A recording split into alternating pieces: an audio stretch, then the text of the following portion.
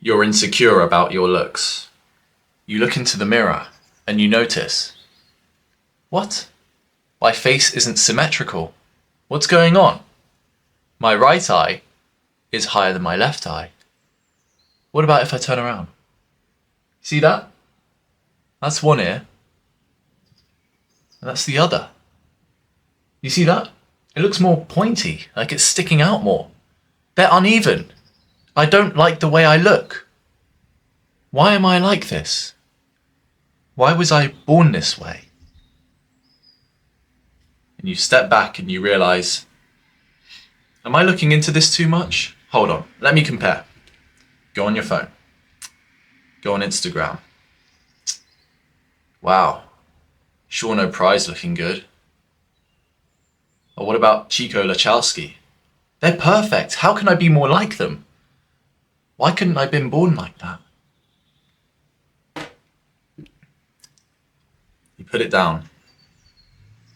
You look at their faces again. Analyze it like your own. And see that they're not symmetrical either. In fact, maybe Sean O'Price has an uneven hairline, like we all do. What about Chico? He's not looking as good now as he did at 23.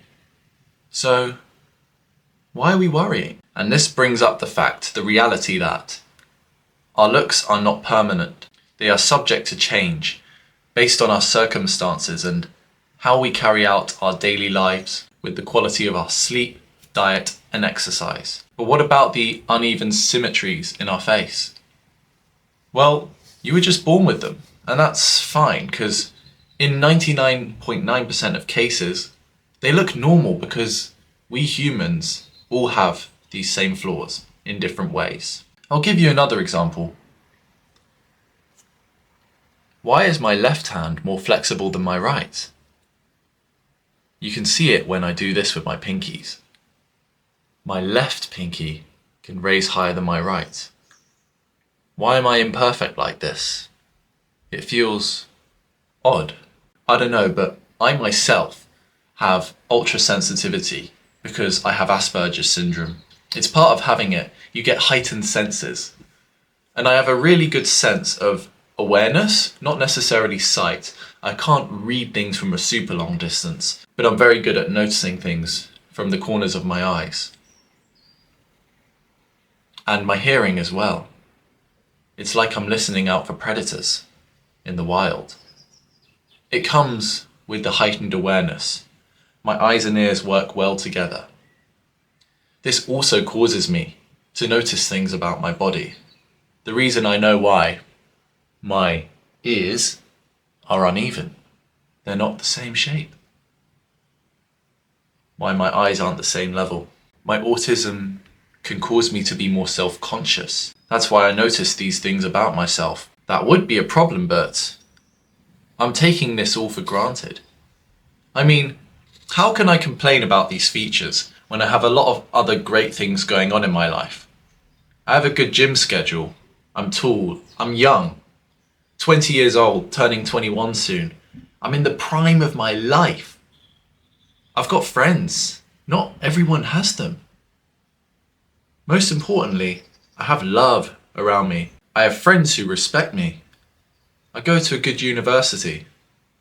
My life seems pretty good in the moment. I do a lot of fun activities. I'm sporty. I have everything in motion. My life seems to be perfect. And then I realize that's the exact reason I would have these thoughts of insecurities. If my life is going well, I want a struggle. And so therefore, I look at the things about myself that are wrong to see what needs fixing. This is the mindset of many celebrities who have it all, and they end up focusing on their beauty a bit too much, both men and women. They would get these plastic surgeries. In fact, you know Zac Efron?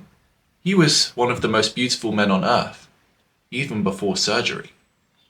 But even he, with his almost perfect looks, you know how he used to look, he decided to get surgeries. He took implants. He took testosterone replacement therapy. He got a jaw implant, widened his face. He didn't need that. He looked great the way he was. But when you don't have many problems in your life like that, when you don't have a battle to face, you start to battle yourself. And that's dangerous, that's contagious. We need some sort of struggle that detracts us away from our own insecurities, because they're not worth dwelling on. What can you do about it? Except for surgery in the cases of those celebrities, but you're probably not going to get surgery in your life to change your aesthetics, at least.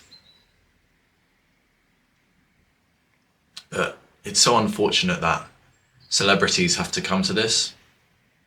And therefore, because of the influence of the sphere, the celebrity sphere that they're in, where the culture is all about beauty, that goes onto your phone, into your Instagram feed, and you watch them do that, and you get influenced by them. That's the whole point of influencers. They influence you. And so you think, my beauty standards, they need to be higher. Otherwise, I'm going to feel left out. I'm not going to feel as beautiful as them. That way I can't please others. And with the contagious nature of social media, you catch on and you start to loathe your own insecurities. When this whole time, your family and friends, they didn't care about that at all. They loved you for the way you were. And then you realize, wow, that's all I ever wanted. Why did I shun away the attention for all of that? It's sad, really. I felt alone. But now I realize that people like my flaws. They call it perfect imperfection. It's a nice term, really. But it just goes to show that no one is perfect. You have to realize that. Look at yourself. Compare yourself to your friends, the models. The models aren't perfect. Even the top tier people of society who you think have it all. They're battling their own demons. They're picking their own struggles with themselves. And that's why in celebrity culture, there's high rates of depression. It's alcoholism, drug use, death. It's scary out there. So you have to realize that your insecurities, your demons in your head, they're trying to get you, but you can't let them get you.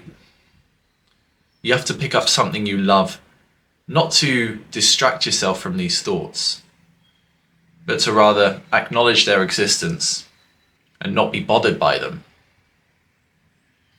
It's like a meditation when you acknowledge that there's a thought trying to infiltrate your mind, and then you push it away because you realize there's a more important thing to do, and that is to be mindful. And you, my friend, need to be mindful of your own mental state, why you feel this way, why you have insecurities.